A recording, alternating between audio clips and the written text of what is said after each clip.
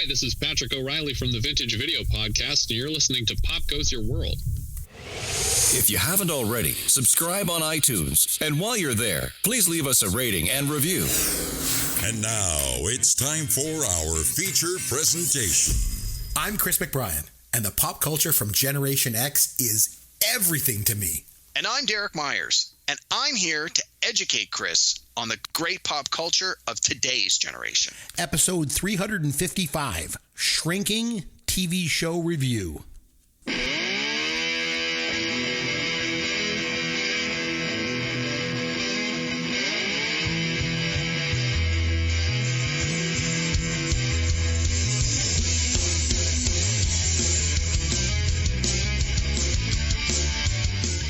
Hey, I'm Chris McBrien along with Derek Myers, and this is Pop Goes Your World, the pop culture podcast for the generations. This week, Derek and I are going to take a look at the Apple TV show Shrinking, starring Jason Segel and Harrison Ford. But before we get to our TV review this week, Derek, what pop culture have you been able to get around to? It's been a couple weeks for us. We had some time off. Yeah, I've been pretty busy, so I haven't had a lot of time to actually sit down and watch too many things. So I've only got a few things to talk about. I'm going to change it up a little bit. I'm going to actually start with a book that I finished reading this week. It was recommended to me by some of my buddies. The book came out originally in the year 1984, so it's a little older. It's a science fiction book, and it's called Armor, and the author is John Steakley. John Steakley's written a bunch of other things. One of the books that he wrote was called Vampires, where the S in Vampires was a $. They turned it into a movie in like the late 90s, sort of. They turned it into a crappy movie in the late 90s. But anyway, John Steakley is was R.I.P. He's deceased. He was a science fiction and sort of fantasy horror author. But this book, Armor, the idea is in the not too distant future, humans are in outer space. They come across aliens and they send all their soldiers to the alien planet to fight. And they all have to wear like protective armor because the atmosphere on the other planet is toxic to humans. And the story basically follows this guy. You sort of start with him. He's en route to this planet and he goes into this battle, and he's sort of like this mysterious guy who doesn't really know what's going on, but he's clearly like a soldier. He has soldier's training, and they give him a special designation. So he gets like special armor compared to everybody else. And it starts to follow him through this adventure. And so you get maybe a quarter of the way through the book, and then there's like a cliffhanger, and then it just sort of abruptly, it goes like, part 2. And then you go to another section of the book, and it starts talking about this completely new character that you know nothing about, who is no way involved with this war. And you're like, what is going on here? And about maybe 10 or 15 pages into this, like the new character they introduced is interesting enough, but you're like, what is happening? And it turns out that this new guy is like a pirate and a smuggler. Think sort of like Han Solo, like he's a scoundrel and he does all these shady things. And when they first introduce him, he's escaping from prison. And when he escapes, he steals a ship. And in the ship, he finds this old suit of armor, which we later find out is the armor of this soldier from the beginning. And a couple of chapters later, he needs to impress this guy. And he goes, oh, by the way, I have this armor. Is it worth anything? And the guy's like, hey, not only is it worth something, it's got like basically like a body cam, like a recorder. And he goes, depending on what's on the recorder will determine the value of this armor, and whatever the body cam shows, that information itself might be valuable. And so the rest of the book is these new characters interacting with this suit of armor and watching the story of the guy you met in the first part of the book. And it's this really interesting sort of back and forth type story about how we're now involved with this new group of characters who you start to really get all involved with, but it continues to go back to this war on this alien planet and this soldier and why he's doing what he's doing and what he knows and doesn't know. And you find out that he actually knows a lot, but he's really reserved. And the two stories come together really, really nicely in the last third of the book. That was a little unexpected, but worked really well. And a bunch of my friends recommend it. They're like, oh, we read this book in high school. You'll love it. And I'm like, I wasn't loving it at first, but by the time I got to the end, I was very glad I had checked it out. So the book is called Armor. The author is John Steakley, and it came out in 1984. I was looking up the book after, and it said, like, if you enjoyed this book, here are some other books you might like. And of course, the very first one is Starship Troopers. And I'm like, yeah, it very much feels like Starship Troopers. That's sort of that same vibe. So if Starship Troopers is a movie or a book that you've read or seen and you liked, this is probably going to be up your alley. That's sort of the closest thing I could compare it to. That's sort of like, yeah, if you like that, you like this. So anyway, then I had a chance to watch a movie. So Chris, I'm going to pivot, but I'm coming back. I promise. All right, please do. You and I both love 80s game shows. Oh, we sure do. Yes. And I'm sure you're aware of the urban legend that is actually true about the guy that cheated on the Press Your Luck game show and won $100,000. Yeah, he kind of memorized the pattern of the way that they went through, and he would hit it, and then he won all kinds of money. Yeah, he won over $100,000. Yeah. It's a real thing. Mm-hmm. And it was, yeah. So there's a movie called The Luckiest Man in America. And it's a somewhat loose biopic about this guy who goes onto the game show, and you could argue, does he cheat or not? He memorized the patterns. He wasn't. So that, I mean, is that cheating? If he found the patterns and memorized them, like, I don't know. That's his whole argument. Is like, you owe me $100,000. I won. And they're like, yeah, but you cheated. And he's like, no, I took advantage of knowledge that anybody could have taken advantage of by recording the shows and figuring out the patterns. He didn't rig anything. He didn't, like, I guess is it the same idea as counting cards? Like, I don't know. Yeah, sort of. Yeah. Maybe, right? But yeah, so anyway, I'm flicking through the channels late night a couple of nights ago, and I mean late. Like, it was like 1 o'clock in the morning, and I just couldn't sleep.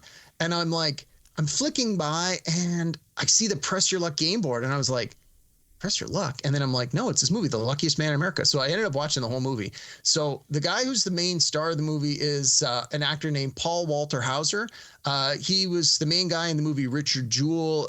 He was in the TV series Blackbird. I think he won an Emmy for that. He's a heavier guy. He does a lot of comedies as well. Trust me, if you saw him, you would know him. He's in a movie that just dropped, I think, on Amazon with Mark Wahlberg. Like, I think it's called The Big Balls or Big Ballers or something, about guys that invent a new condom. So this guy, you would know, he does comedy really well, and he does drama really well. Stars Walter Goggins as Peter Tamarkin. That's the host, right? Okay, yeah. So we know we know Walter Goggins. He was just in White Lotus. He's in Fallout. He was in The Shield. Also in Sons of Anarchy. Yeah. Also in it is David Strathairn, who, if you remember, he was in Sneakers. He was the blind guy that drove the car. He was also the owner of the baseball teams in A League of Their Own. Again, you'd recognize this guy if you see him in 2 seconds. And Maisie Williams, who was Arya Stark in Game of Thrones, is in it. Like, it's got a lot, like, and there's 5 or 6 others. I was like, oh my God, like, I couldn't believe the number of like recognizable actors in this movie for a movie that came out last year that no one's ever seen or heard of. Yeah. And so anyway, I watched it, and it was great. I mean, if you love 80s game shows, this movie was like, it just scratched that itch I needed at 1 o'clock in the morning. So nice. It's called The Luckiest Man in America. And then lastly but not least, I had a chance to get caught up on the series Full Swing on Netflix, which I guess technically is a documentary. So if you got the song there, we can play it. Oh, because it's technically a documentary? Technically a documentary. 40 days and 40 nights. He watches documentaries. He likes to learn about the world. It's Derek's Documentaries. Derek's Documentaries.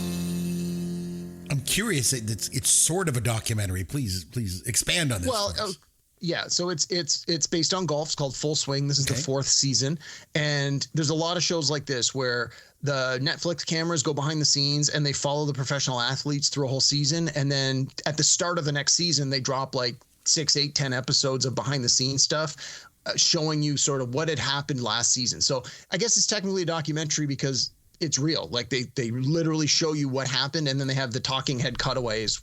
Like they talk to journalists, they talk to the actual athletes after the fact. So this was season 4 of Full Swing. Now previous seasons, I think, were 8 episodes each. This season was only 4 episodes. I don't know why. I don't know if they couldn't get the money, or if they couldn't get the access, or if they just decided like, hey, we've only, we're going to do 4. Like, I don't even know if they're going to do another season after this. But it's 4 episodes. Obviously, the first episode was about the Masters, which is always one of the first big tournaments in the golf season. And last year was Rory McIlroy won the Masters. Well, his first Masters. Spoiler, he won 2 years in a row, but won his first Masters. So that was the first episode, was focused on that, how he finally got over that hump that everyone was like, oh, you broke the curse, you got it done. And then the next 3 episodes focused mainly on the build-up to the Ryder Cup, which is when the Europeans play the Americans. And again, it follows specific golfers through the season, sort of showing, are they going to make the team? Are they not going to make the team? And then the last episode is them picking the team, and then the actual competition. Now, like with any of these series, if you follow golf, none of this is new to you. I don't really follow golf. I follow golf a year later when I watch these documentaries. So I watched Full Swing season 4. I enjoyed it. I was a little disappointed it was only 4 episodes, but if you're a golf fan and you don't watch every week, this is a good way to catch up. So those are my watches this week. All right, I got something. Derek, you and I had the opportunity to get together this past week, and we went to see a concert together in Toronto at the arena there. We went to see Triumph. And so I want to talk a little bit about that because it was their 50th reunion, and April Wine opened up for them to talk about a couple of Canadian bands. But I have some issues with this concert. I just want to. I knew you would. I want to get this off my chest. So first of all, April Wine I thought was good. April Wine has like 10 songs that you know but you don't know. Like I think like even my wife is a good example of this. I was talking about April Wine and she's like, I don't think I know April Wine.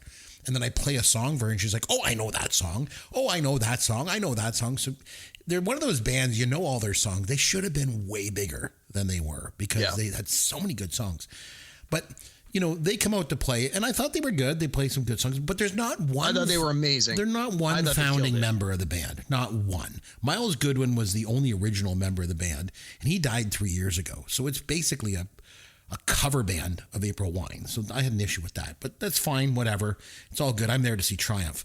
And Triumph, if you're not aware, is a power trio, Canadian trio, progressive rock from like the 70s and 80s, made up of Rick Emmett, Gilmore, and Mike Levine. So I'm all excited, getting ready. And as we're getting ready for Triumph to come out, I said to my wife, I was shocked. I said, look at Gilmore's drum set. It's huge. Why has he got such a big drum set? I don't understand what's going on.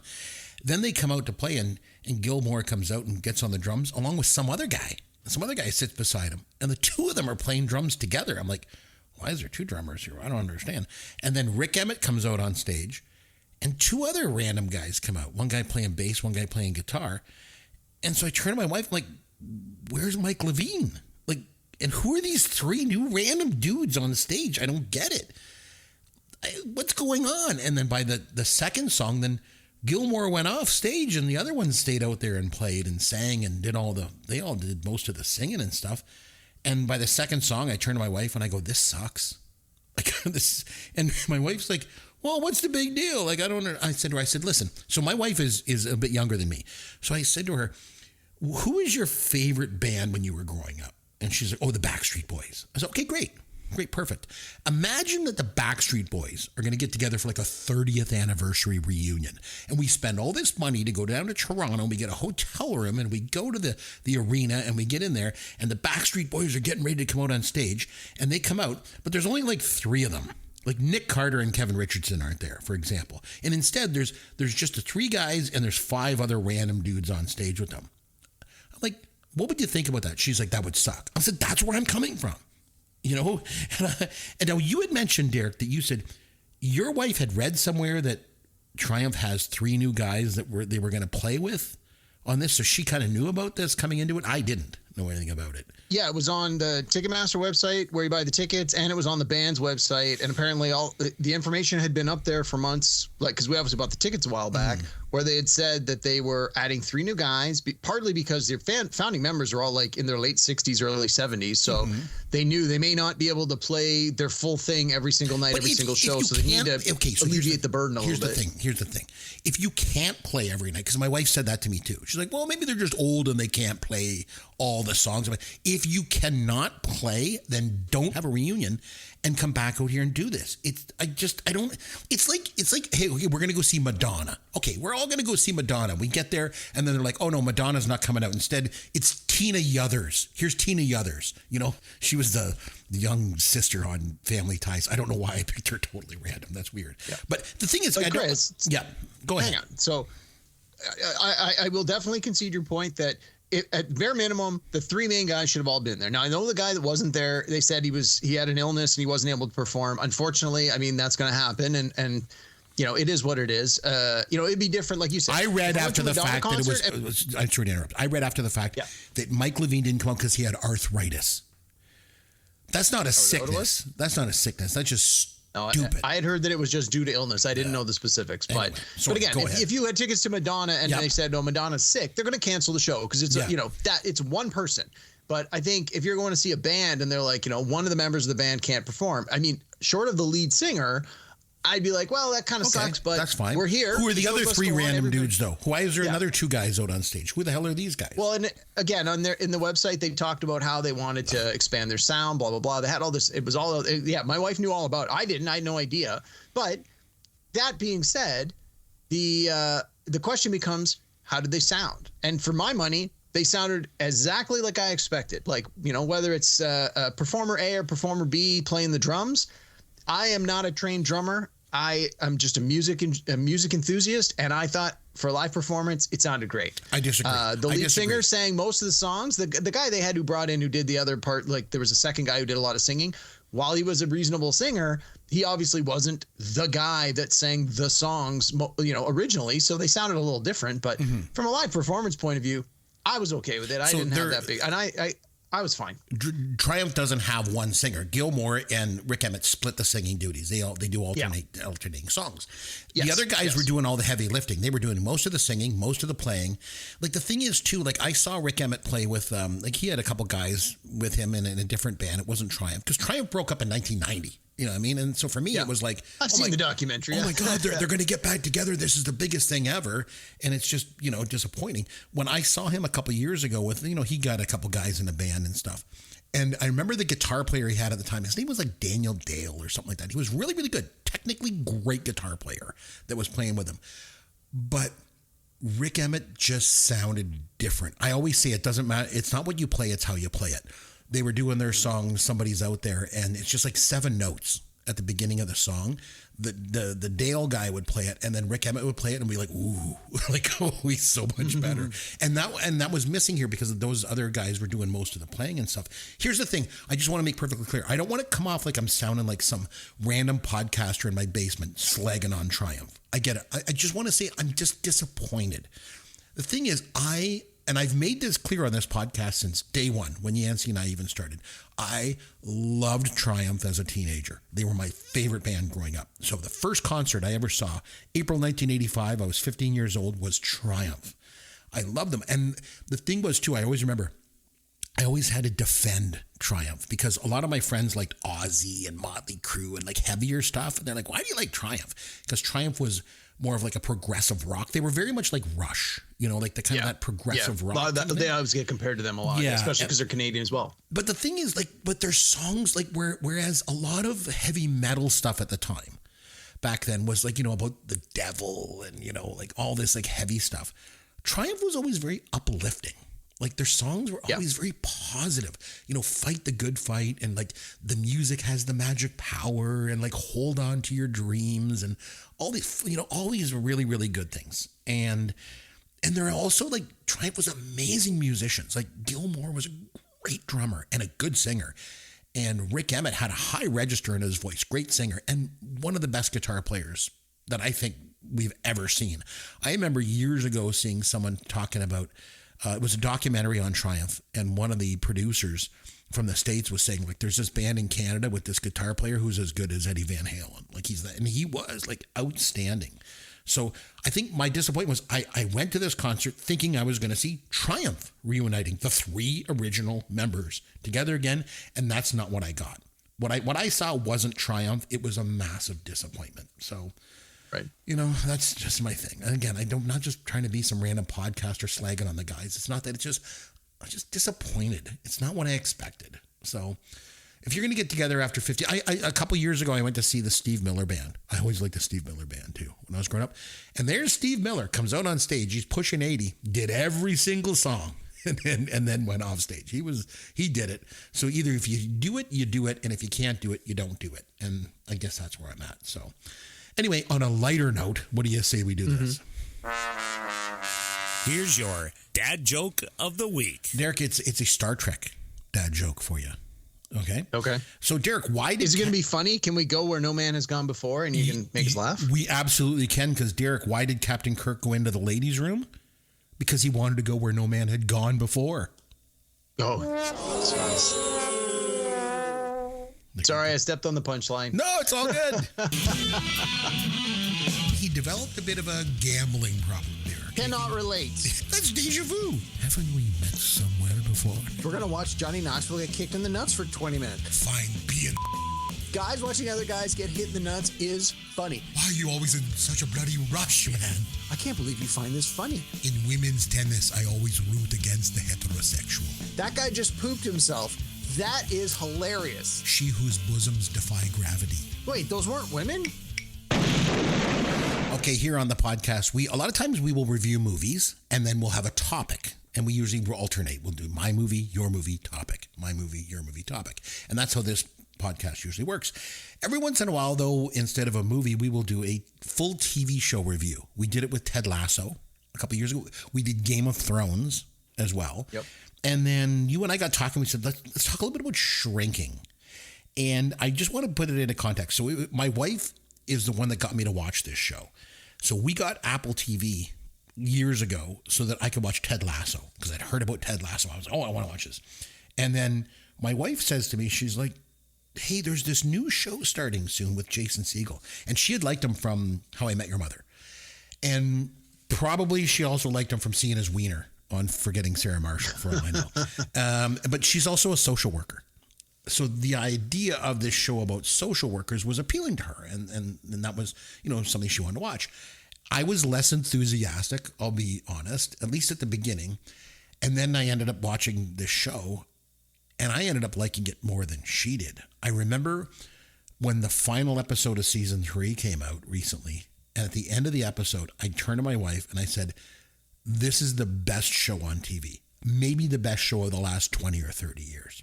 It's that good to me. So I felt like I really wanted to talk about this show. That's my overall impression of the show and how I got into it.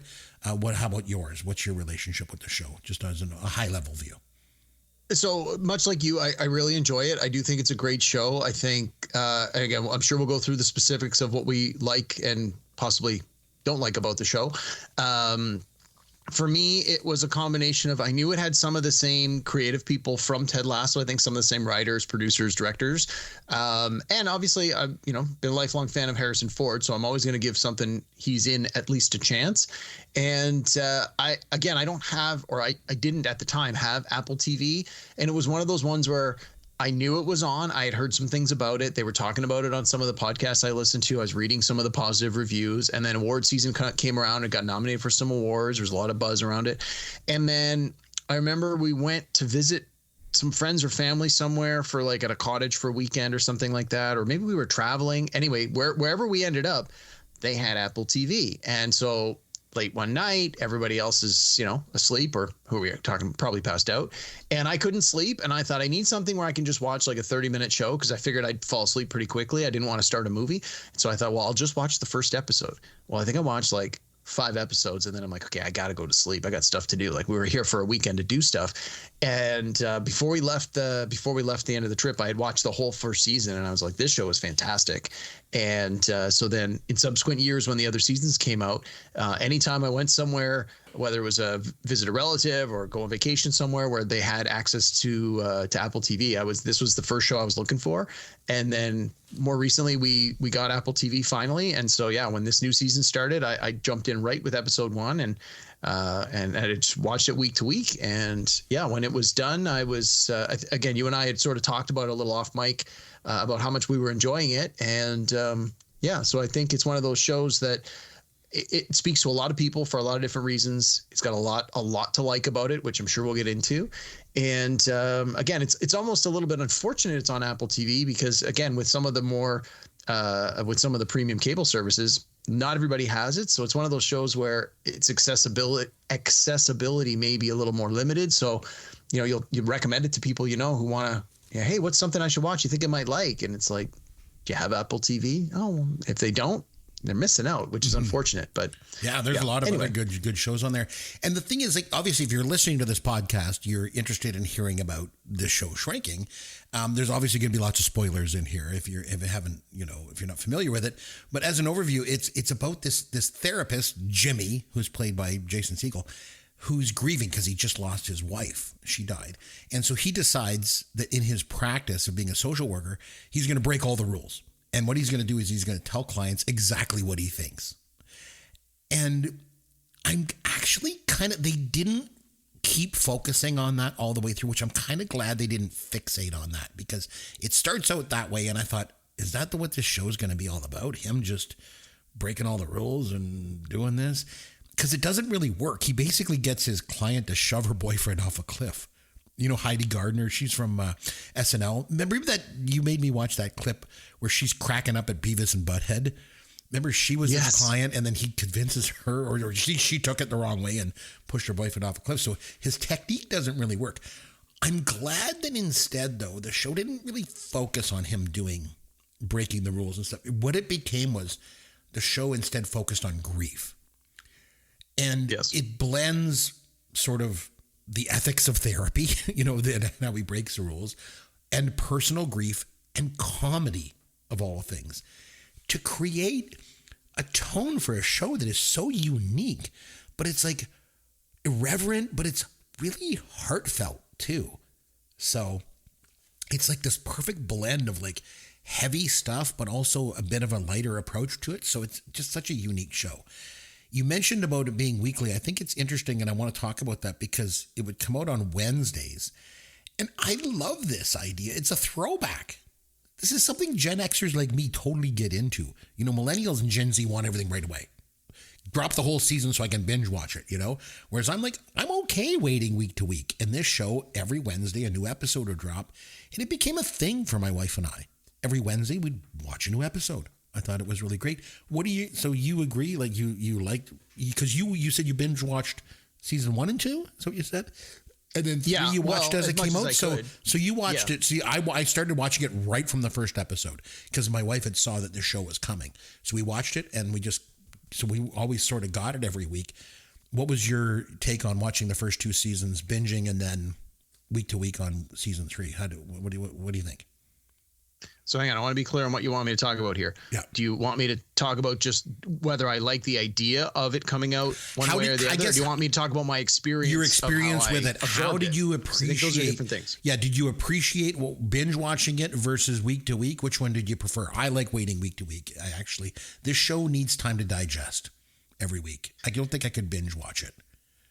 I think for me, it was depends on the time of year. So this one came out when the weather was crappy. So I didn't mind waiting. Like it came out in the winter, right? Like came out since Christmas, between Christmas and now. And so when the weather is crappy, I don't mind waiting because I watch a lot more TV because I can't go outside to exercise, or rather I choose not to go outside to exercise. So usually I watch shows when I'm exercising, and the shows I want to watch the most, I save for when I'm exercising, as sort of I can, any day where I'm like, maybe today I'm going to skip my exercise routine. I'm like, no. I have saved an episode of whatever, which I am only going to watch when I exercise. So it's sort of a way to help motivate me. So from that point of view, in the winter, no problem. In the summer, I don't spend as much time in front of the TV because I tend to be outside more. So in the summer, I'd much prefer to binge. And for the first 2 seasons, like I said, it was when I was on vacation or when I was traveling, which from what I recall was when the weather was nice. I didn't want to have to wait. I had a lot of other things going on. I liked being able to just go in, call it a night, throw on the TV, sit there, watch anywhere from 2 to 5 episodes in one sitting, and away you go. Especially with a show like this where it progresses. Like some shows are more episodic where you don't necessarily have to watch them all. You don't have to watch them in order. You don't necessarily have to know what happened last week to keep up with what's going this week. Whereas this really, really builds on what happened in the last show. And more importantly, like what happens in the first episode versus what happened in the last episode. Like there's often a very direct through line, and the more clearly you can remember those points, the more you're going to get out of it, which I think encourages repeat viewing. Because if you do watch it week to week, you enjoy it in the moment as it's happening. But then I think if you go back and binge it 6 months or a year later, I think you're going to find you might even enjoy it more because you're going to pick up on a lot. It's almost like when you watch a murder mystery, a whodunit, and then the first time through, you have no idea. You find out who did it. And then when you watch it the second time through, you're like, oh, I see the clues. There they are. Oh, yeah, that's that. And I think a show like this, not all shows, but this kind of a show, I think there's a lot of value in binging it, especially if you are familiar with the content. So I enjoyed seasons 1 and 2 binging it because of because it was behind. I wanted to get caught up quickly with this new one. while I would have had no problem with it all dropping at once, I enjoyed watching it week to week, largely just because, I do watch so much more TV in the winter. All right, I got some hot takes I want to get into with you. First hot take I have is now. Is it about Triumph? Because we've already had that. No, we already did that one. Okay. So the season 3 just ended, and then there's talk of doing a season 4. I think this show should have ended after season 3. 100%. I thought the show was done. Are they doing a season 4? They're doing a season 4, and I don't like this. I love this show. I love the characters, and the thing is, I want to spend more time with them, but it's over.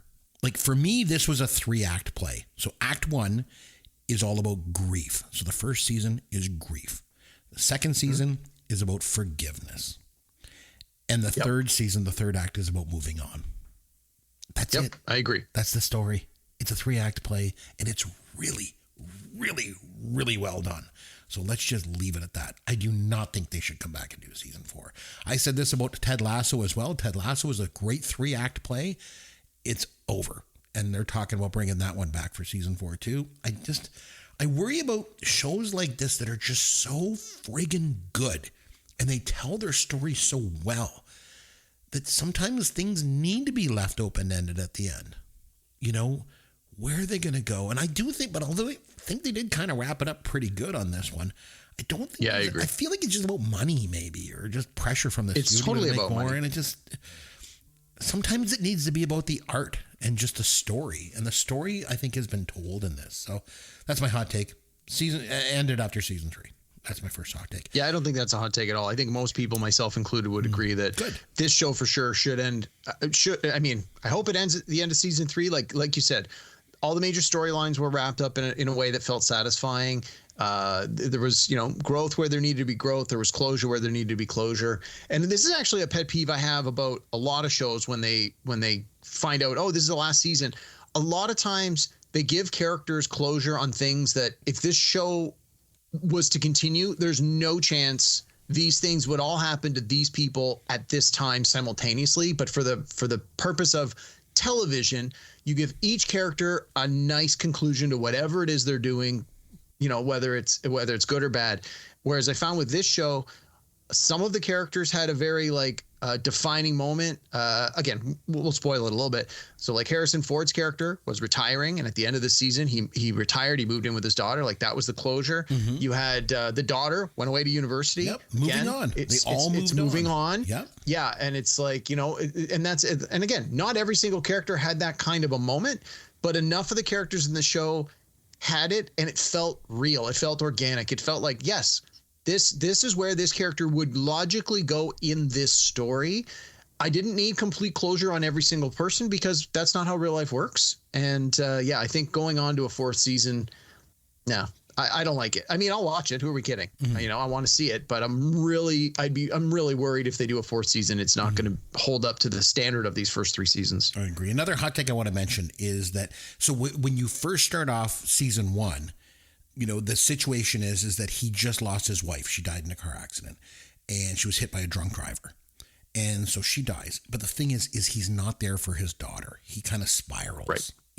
So he became like a bad father, basically, after his wife died.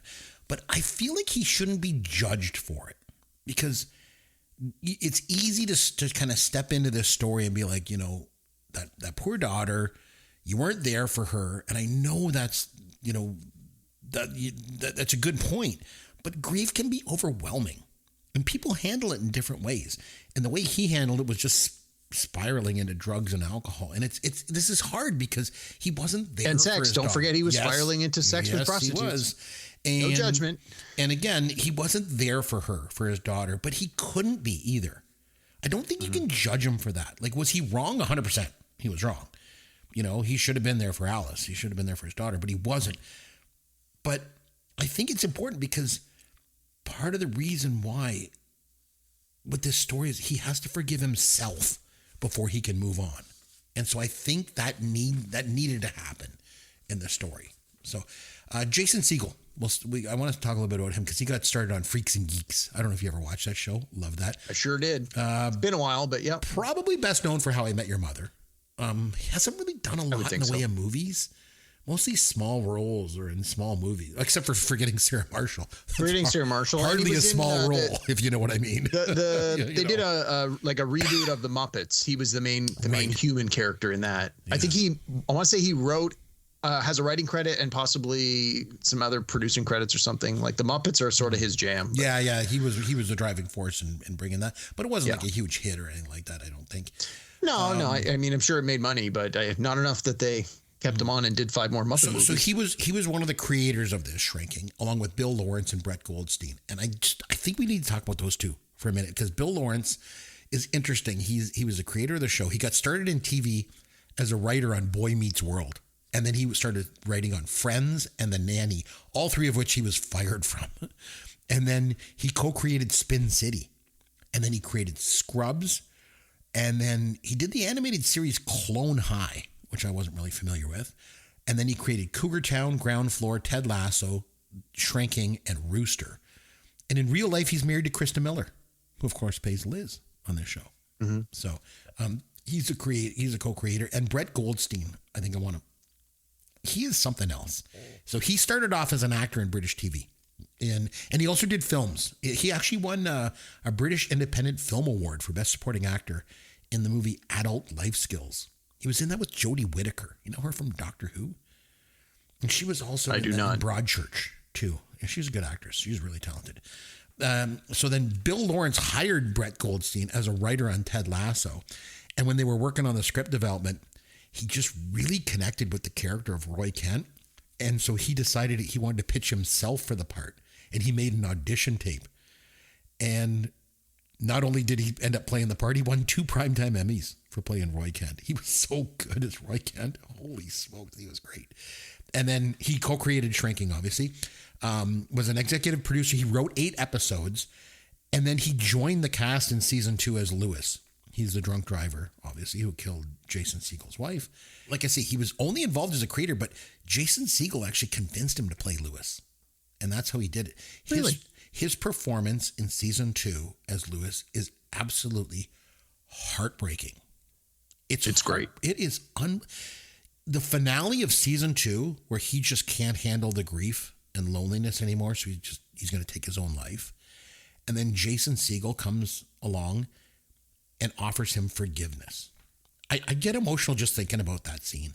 It is like, oh my God, it's just, remember when they're sitting there and they're making up those outrageous personalities for the random people that they see? Yes. Because he used to do that with his wife, and he's like, they sit there and then he's like, see that guy over there? He's an assassin. And then Jason Segel joins him, and like that scene hits so hard, man. Because Jimmy didn't just save him for Lewis's sake. He did it for himself and for his daughter, and just to be human again. He was, because like we said, he was like a terrible father after his wife died, and he had to forgive himself.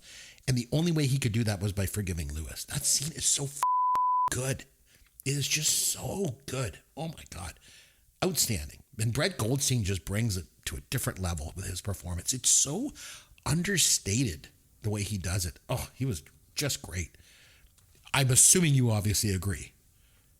Absolutely. I agree with everything you just said about that. Yep. Oh man, he was so good. So Harrison Ford, we got to talk about, because he's a real scene stealer in this. He's that sort of grumpy. It was funny to see him like swearing and saying outrageous things, because you know, if you're like me, he's Indiana Jones, he's Han Solo. Like that's how you remember Harrison Ford from the late 70s and early 80s. And like to see him now as a crotchety old man who says bad words, it's like, it's funny. And there's a few times where there's a lot of like wink inside jokes where he makes fun of his own career as an actor, but in a way that makes perfect sense for his character. There's a scene in one of the episodes about halfway through this season, in season 3, where he walks into the room and he's whistling the theme from Raiders of the Lost Ark. Yes. And it's so funny, but it turns out they asked him about that, and he just improvised that coming in, and he didn't even really, it was in his head. It wasn't until like as he was doing it that he's like, oh my God, that's Raiders. Like he didn't even clue in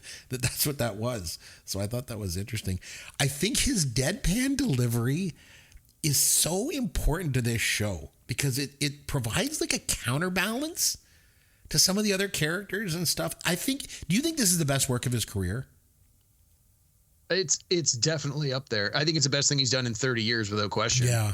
He was nominated for Best Actor in 1985 for Witness. He should have been nominated, as you've mentioned before, in 93 for The Fugitive. Yeah. Oh, for sure. And he was nominated for a Primetime Emmy Award for Best Supporting Actor for season 2 of Shrinking. He should have won. Oh, he should have won. I don't know who he was up against, but he was definitely deserving of the nomination. He lost to Jeff Hillier. And no knock on Jeff Hillier. I liked him in Somebody Somewhere. But there's no way that he was deserving over Harrison Ford. So I will say this. If Harrison Ford does not win the Emmy for season 3 of Shrinking, something is seriously wrong. Because he's so good. So the other thing that gets added into his character, other than just being this crotchety guy, but also kind of the moral grounding of the show, he has to deal with Parkinson's.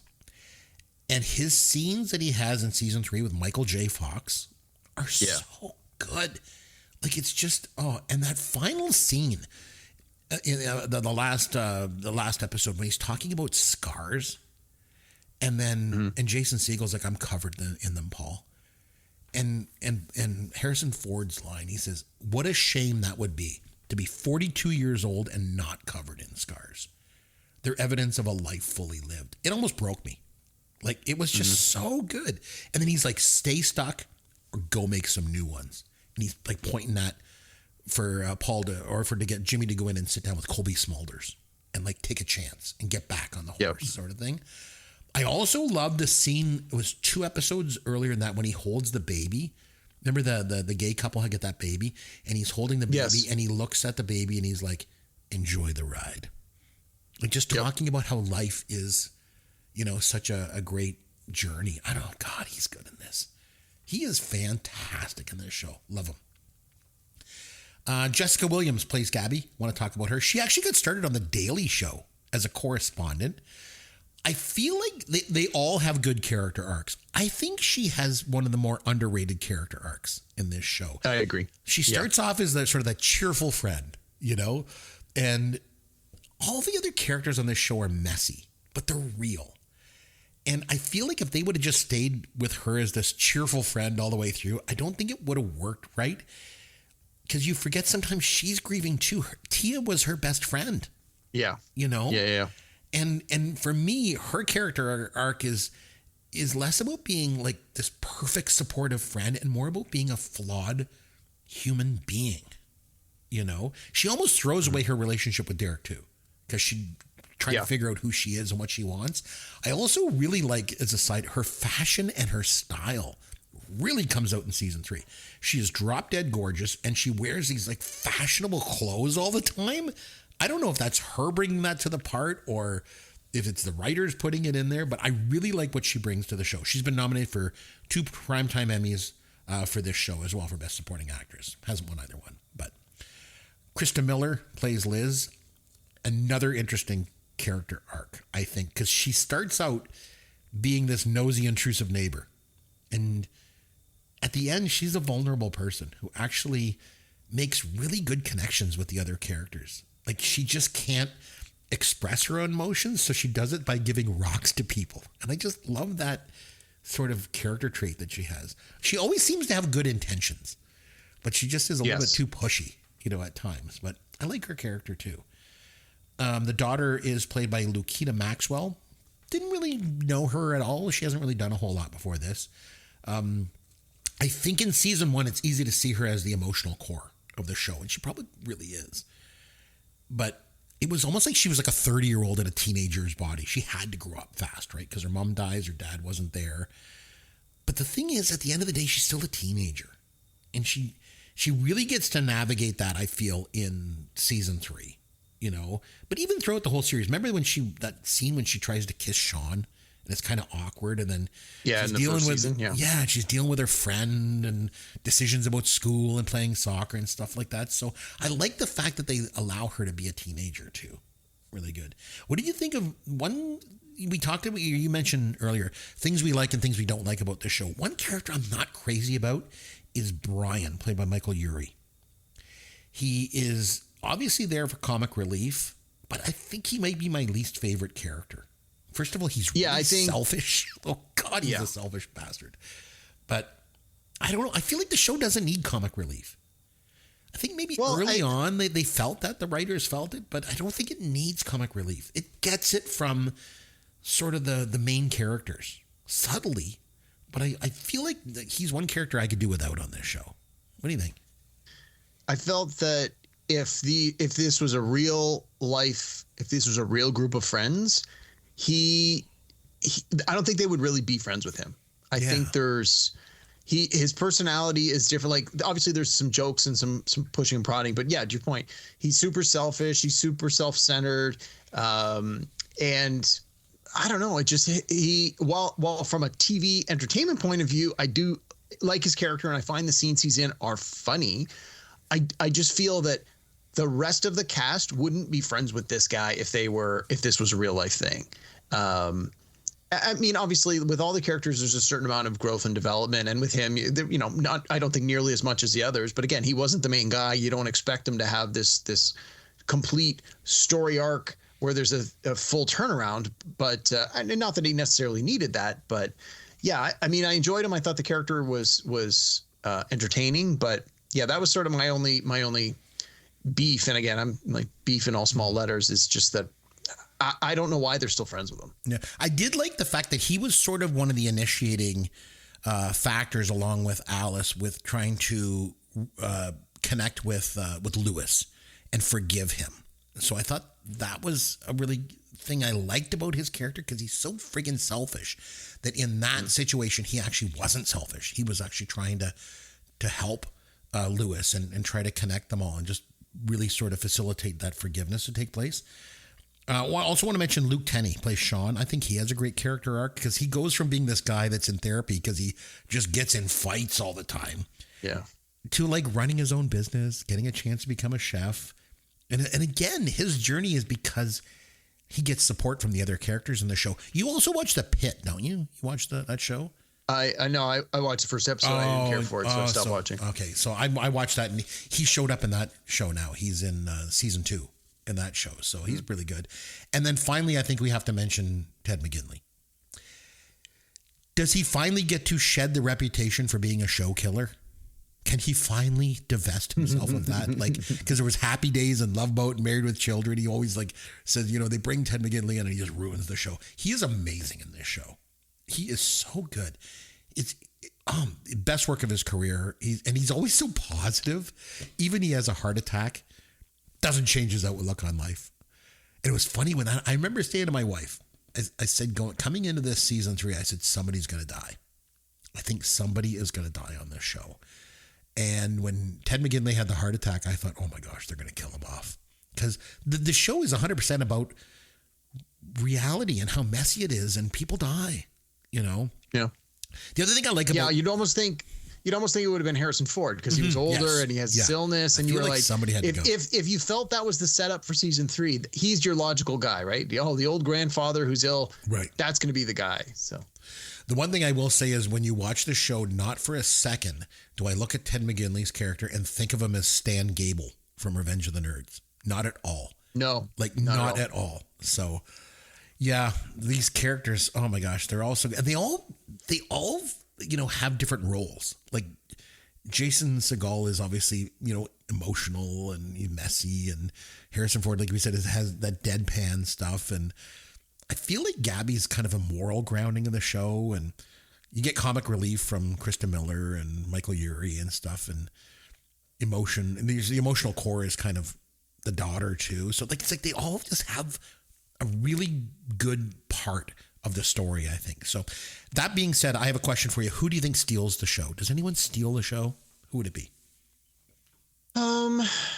No, I don't think anyone really steals. I mean, you already mentioned Brett Goldstein, who is not in every episode. Mm-hmm. I mean, I think he's great when he's on screen. I think his scenes had a lot of impact in every scene that he was in, every episode he's in. Like, I can't imagine anyone else playing his part or doing it better.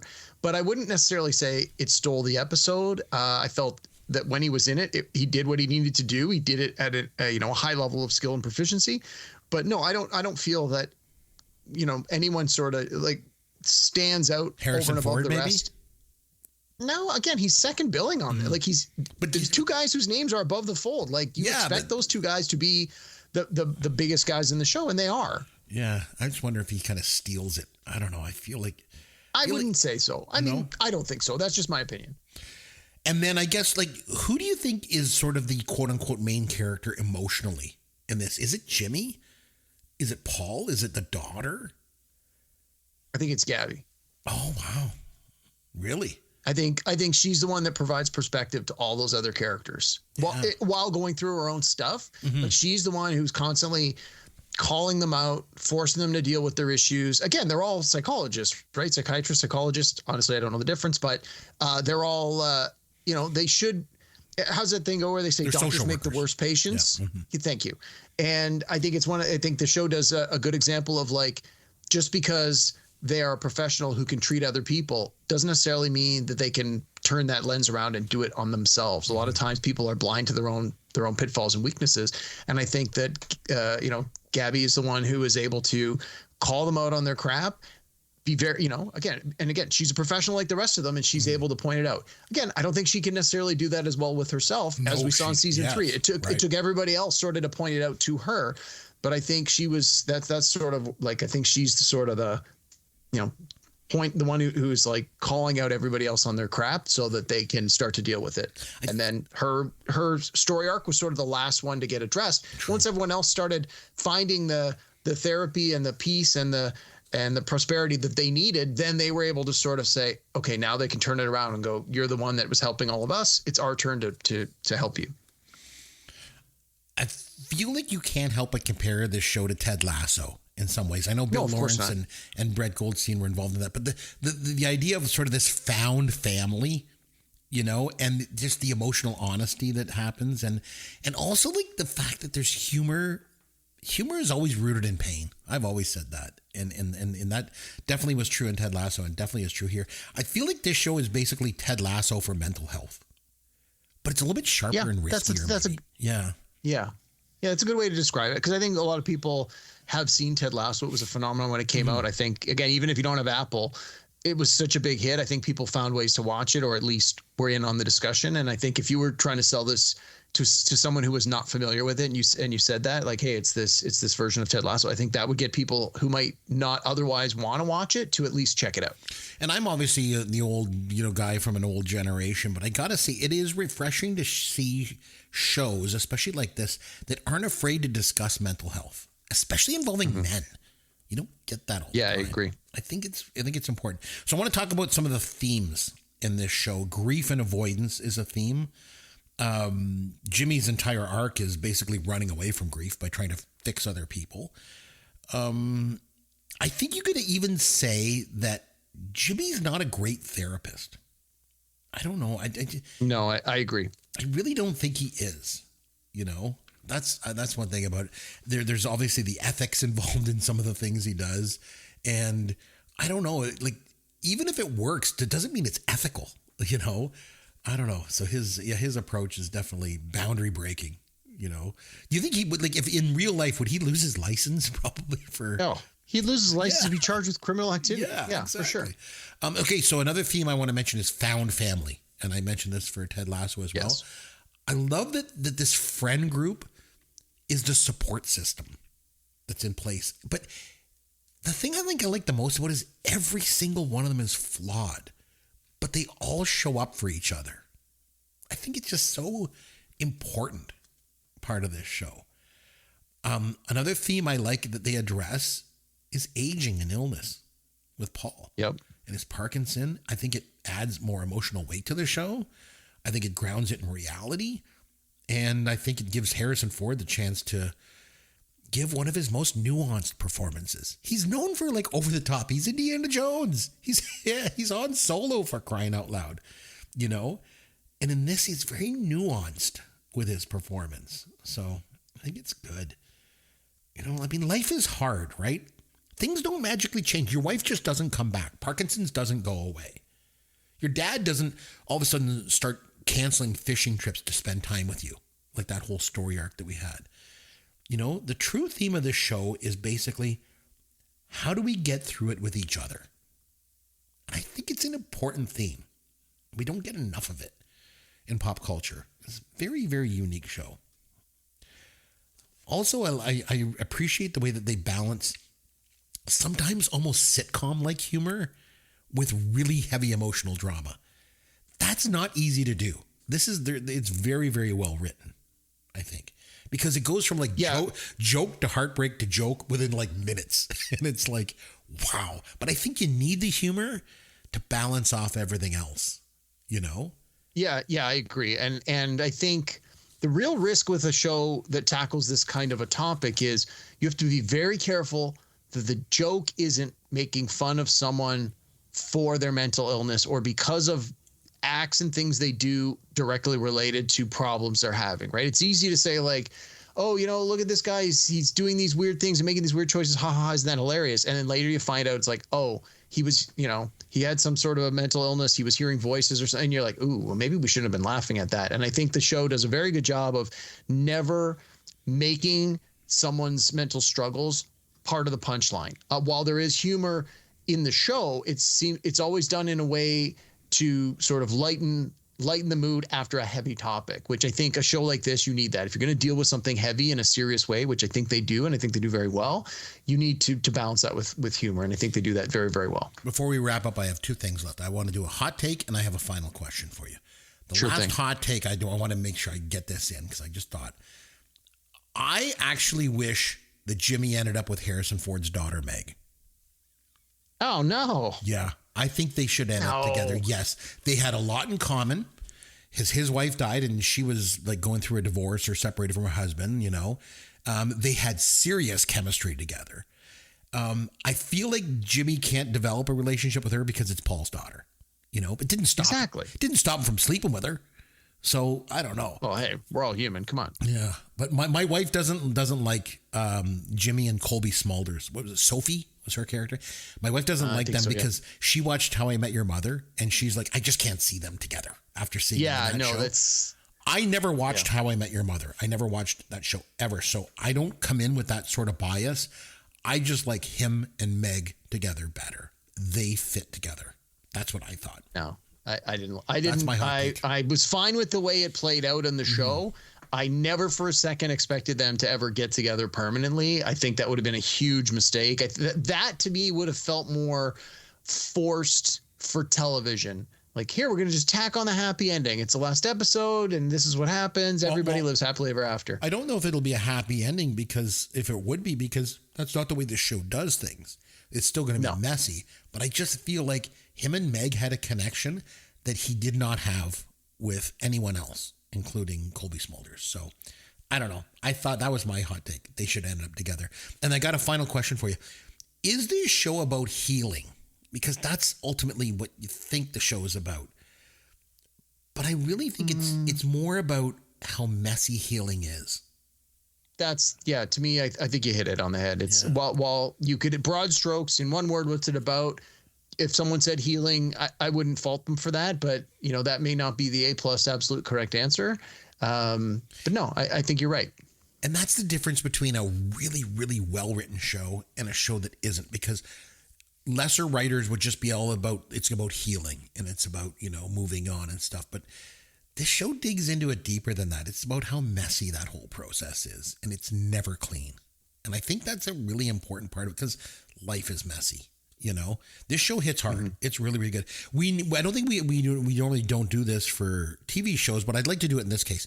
We always rate movies. Can you rate this out of 10 for me on a scale of 1 to 10? Probably do like 8.5, but I think with some distance and probably a rewatch, that might affect my grade. So, I mean, a little bit of recency bias because we've just watched the third season, which I think was very strong. And I think it ended, like you said, sort of that 3-act play structure. I think it gave it a lot of closure, a lot of finality. Hopefully they don't continue to do a 4th season, but based on what we've seen and all that, I'm going to go with probably 8.5 with possibly going up to a 9 or down to an 8 with a little bit of distance and another rewatch. As I mentioned at the top of the show, I turned to my wife at the end of the last episode of season 3 and I said, this is the best TV show of the last 25 to 30 years. For me, it's 10 out of 10. It's that good. Wow. The show is so fantastic. On that note, what do you say that we have some fun with Caveman? All All right, it's over to you, my friend. What have you got for us? All right. While we did review a TV show on this episode, trivia is going to be about movies. Okay, that's fine. We can do trivia about anything you want. We're going to play our age-old favorite, Pick the Flick. Pick the flick. Yeah, pick the flick. You get the synopsis, then pick the flick. You get the year, pick the flick. All right, what do you got for me? All right, so I'm gonna give you a bunch of clues. Okay. I'll give you, as we said as the song says in our theme. You're gonna give me the year the movie came out. Yes. Well, let's not get carried away. Yeah. I'm going to give you the year the movie came out. I'm going to give you a brief synopsis of the film. Okay. The common theme is that all of these movies feature a psychiatrist, a psychiatric medical professional, or a character that visits a psychiatrist as a big part of the plot. Okay. Okay. So with that's you're gonna now I think there's 13 or 14 of them here. I've listed them in order by the year they came out. So I'm not that that's going to be related to the answers, but just for your own benefit. So I'm going to start with the most recent film on my list, and we're going to go all the way down to the oldest one, because I think the last few, because they're older movies, are going to be a little more in your wheelhouse. So we'll sort of try and end strong, because you may not get all these ones out off the bat, but I think you're going to do pretty well. All right. Okay. So the first one is from 2011. Okay. And the synopsis is, this movie is a look at how the intense relationship between Carl Jung and Sigmund Freud, and how their treatment of Sabrina Spurl-Ring gave birth to psychoanalysis. I have no idea. It starred Keira Knightley, if that helps. What year was it? Sorry? 2011. Viggo Mortensen was in it as well. No idea. All right. It was called A Dangerous Method. I've never even heard of it. Okay. All right. And that's the most recent one? That's the most recent one. And I think honestly, we're going to work our way back. So that's probably yeah, that's the only one I was sort of like, you're probably not going to know this. I think you've at least going to know all the other movies if you don't actually get them right. All right. 2001. A mathematical genius made an astonishing discovery early in his career and stood on the brink of international acclaim, but he soon found himself on a harrowing journey of self-discovery. Is that A Beautiful Mind? Yes, it is. All right. Next question. Okay, 1, 2, 3, 4. The next 4 movies are all from 1999. I guess this was mental health was on everyone's mind in 99. I guess, yeah. All right. Okay, so the first one, again, from 99. Directionless teenager Susanna is rushed to Claymore, a mental institution, after a supposed suicide attempt. There, she befriends a group of troubled women who deeply influence her life. Is that Girl Interrupted? Yes, it is. Yes. Nice. I saw that movie. I remember watching it because I heard about all the buzz about Angelina Jolie, and I watched it. Didn't love the movie, but I've honestly never seen it. Yeah. I've seen bits and pieces of it, but I've never actually sat and watched it start to finish. All right, still in 1999. Okay. A very rich and successful playboy amuses himself by stealing artwork, but may have met his match in a seductive insurance investigator. Is that the Thomas Crown Affair? Yes, Thomas Crown Affair. If you recall, we talked about that movie not that long ago on the podcast. Yeah. So it's fresh in my mind for some reason. Yeah. And in that movie, there's the cutaway scenes where Pierce Brosnan is seeing his psychiatrist, who's played by Faye Dunaway, who was the lead in the original. So that's the tie-in there. Very cool. All right, sticking with 1999. Okay. This is a comedy about a psychiatrist whose number one patient is an insecure mob boss. Oh, is that like Analyze This? It is. Yay! Nice. I haven't seen it, but I'm familiar with it. So awesome. It was pretty good. All right. And then, of course, they did the sequel, Analyze That, which I have not seen. I haven't. No. All right. Our fourth movie from 1999. All right. After being shot by a resentful former patient whom he failed to help, a Philadelphia child psychologist seeks redemption by treating a young boy with a disturbing secret. Oh, that's The Sixth Sense. Yes, it is. Easy. All right. Yep. Okay. We're getting older as we go. So now we're moving to 1997. 97. Okay. Yeah. No, you'll get this one. A therapist counsels a janitor with a genius IQ. Oh, that's Good Will Hunting. Yes, of course it is. Yeah. All right. 1991. Okay. A successful psychotherapist loses his mind after one of his most dependent patients, an obsessive compulsive neurotic, tracks him down during his family vacation. Is that What About Bob? Yes, it is. That movie's great. I don't know if you've seen it in a while, but it's been years. It's pretty good. I saw it once, but I remember it was quite good. I remember seeing the theater, and yeah, it was great. All right, we're going a little older. 1990. A pioneering neurologist who wants to take a risk and give his patients who suffer from encephalitis a drug used for Parkinson's disease. He tries it out on one man who miraculously wakes from his perpetual catatonic state. Penny Marshall directed it. It was called Awakenings? Yes. I've never seen it, but I'm familiar with it. It was like Robin Williams and like De Niro was in it, I think. Robert De Niro, yeah. Okay. Yeah, it was good. With it. Yep. All right, we got 4 more to go. We're going from 1990 on the last one to 1980 with this one. Wow. Okay. Right in your wheelhouse. We're skipping over all the 80s. We're going right to 1980. Like it. The accidental death of the older son of an affluent family deeply strains the relationships among the bitter mother, the good-natured father, and the guilt-ridden younger son. That's Ordinary People. Yes, it is. Yes, it is. Very cool. All right. We're continuing to go older. We got 3 more older than 1980. We're going to 1976. Okay. Again, don't overthink these. Go with your first instinct. A young woman whose childhood was so harrowing to her that she developed 16 different personalities is treated by a doctor. Was it called Sybil? Yes, it was. Okay. It's from the 70s. I'm not all that familiar with it, but I just remember constantly hearing about Sybil having like multiple personalities. So, okay, good. Indeed. I'm killing All right, this we're going back category. 1 year. Yeah, 1 year before, 1975. You're going to get this, guarantee. Let me finish reading the whole question. Yep. A rebellious convict is sent to a psychiatric hospital for evaluation in 1963 Oregon and encourages his docile companions to take more control of their lives and defy the tyrannical head nurse. One of the greatest films ever made. One Flew Over the Cuckoo's Nest. You bet. All right. And the last one. Again, don't overthink this. Okay. Go with your first instinct. All right. 1957.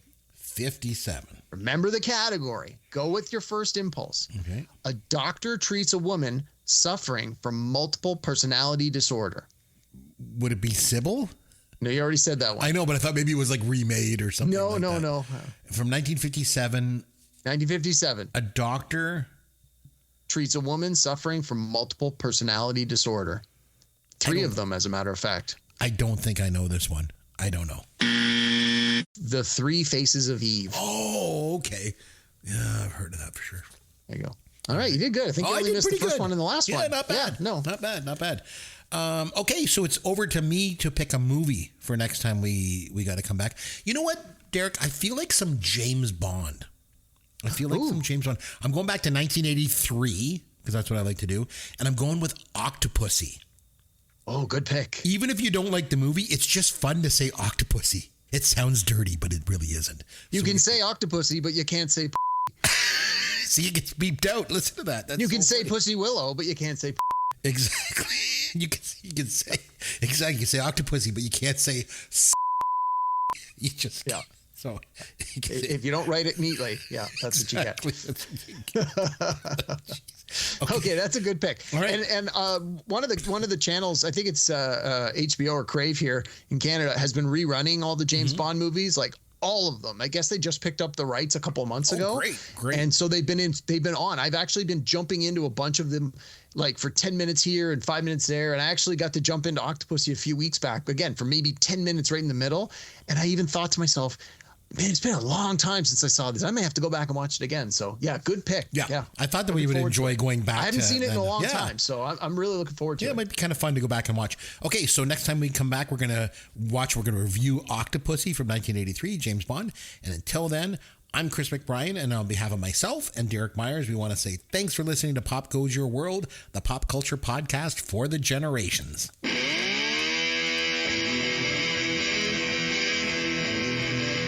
Thanks for listening to Pop Goes Your World.